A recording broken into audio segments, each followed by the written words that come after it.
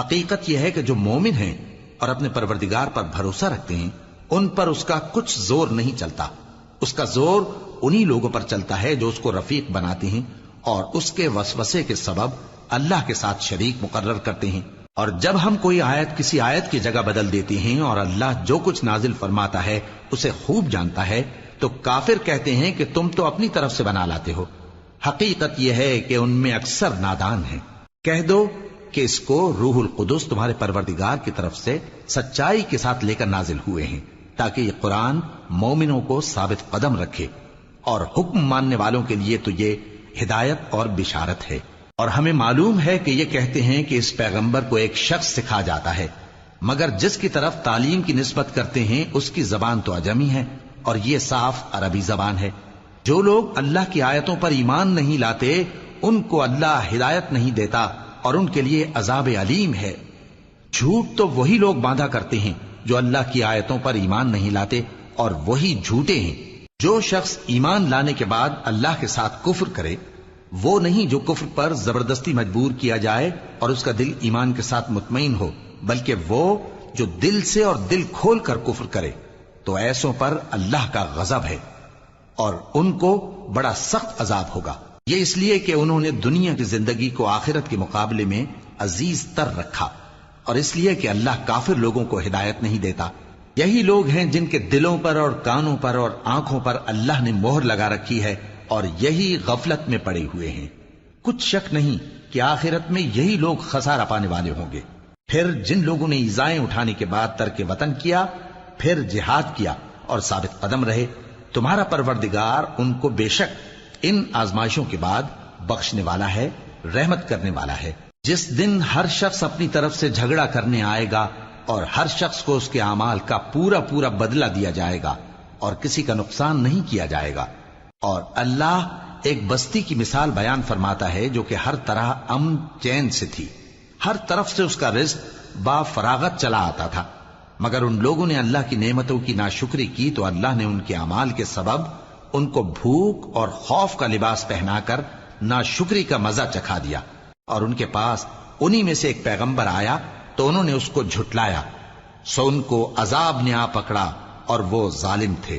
پس اللہ نے جو تم کو حلال طیب رزق دیا ہے اسے کھاؤ اور اللہ کی نعمتوں کا شکر بھی کرو اگر اسی کی عبادت کرتے ہو. اس نے تم پر مردار اور لہو اور سور کا گوشت حرام کر دیا ہے اور جس چیز پر اللہ کے سوا کسی اور کا نام پکارا جائے اس کو بھی.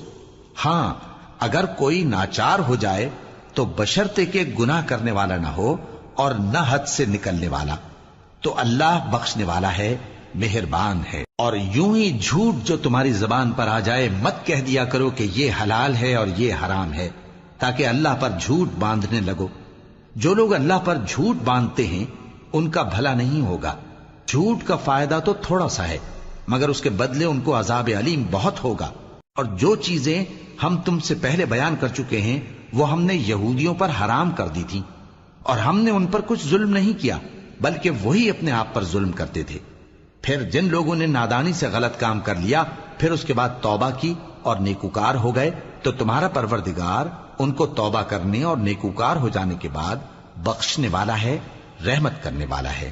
بے شک ابراہیم لوگوں کے امام اور اللہ کے فرما بردار تھے جو ایک طرف کے ہو رہے تھے اور مشرکوں میں سے نہ تھے. اس کی نعمتوں کے شکر گزار تھے. اللہ نے ان کو برگزیدہ کیا تھا اور اپنی سیدھی راہ پر چلایا تھا اور ہم نے ان کو دنیا میں بھی خوبی دی تھی اور وہ آخرت میں بھی نیک لوگوں میں ہوں گے. پھر اے نبی ہم نے تمہاری طرف وہی بھیجی کہ دین ابراہیم کی پیروی کرو جو ایک طرف کے ہو رہے تھے اور مشرکوں میں سے نہ تھے.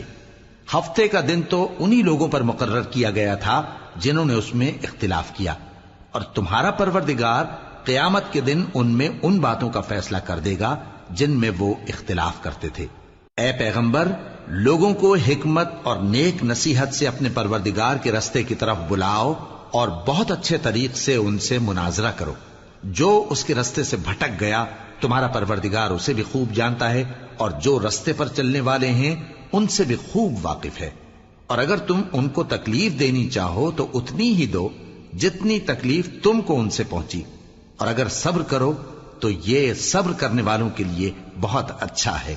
اور صبر ہی کرو، اور تمہارا صبر بھی اللہ ہی کی مدد سے ہے، اور ان کے بارے میں غم نہ کرو، اور جو یہ سازشیں کرتے ہیں اس سے تنگ دل نہ ہو۔